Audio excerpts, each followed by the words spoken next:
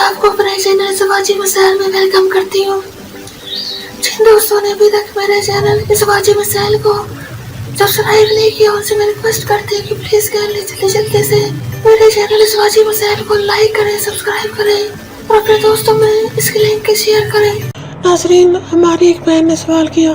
वो कहती है कि औरत हैज की हालत में हो और उसका शौहर शहावत के हाथों मजबूर हो, उस सूरत में वो अपनी शहावत किस तरह पूरी करे। यानी अगर वो अपनी बीवी के साथ अपनी ख्वाहिश पूरा करना चाहता हो तो वो क्या सूरत अपनाएगा।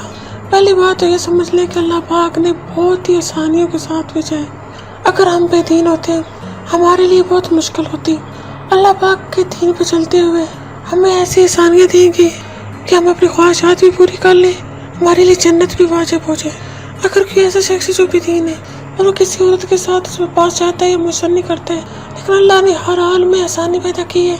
और मैं दीन फरमाते हैं कि जब बीवी ऐसी नफास की हालत में हो और शोर शहावत के हाथों मजबूर हो तो उसे चाहिए कि ना वो तो बीवी किसी ऐसी अज़ू जो आपस में मिलते हो जो उसको लज़्ज़त महसूस कराए। उसे चाहिए कि उस अज़ू में अपना अज़ू खास दाखिल करके अपनी शहावत को पूरा करे। उसके लिए 3 अज़ा बताए गए।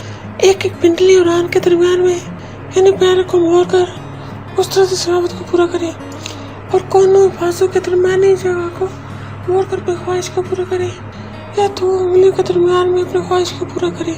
इस सूरत में मनी को जगह पर न लगाया जाए ताकि तबीयत में घिन पैदा ना हो।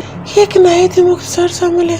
हमें ये चाहिए कि हम इस हाल में अल्लाह पाक के दीन में से वाकिफ रहें और हर बात उलमा से पूछते रहें ताकि हमें हर चीज़ का पता हो, पाकी ना पाकी का पता हो, ताकि हमारे लिए ज़िंदगी को गुजारना आसान हो जाए। जब हम दीन को समझेंगे हमारी ज़िंदगी आसान हो जाएंगी।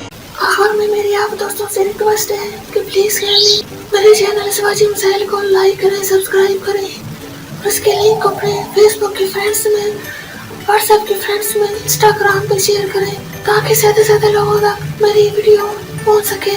अब मुझे इजाज़त दीजिए, अपना बहुत ज़्यादा ख्याल रखिएगा, प्लीज़ दुआ में मुझे याद रखिएगा।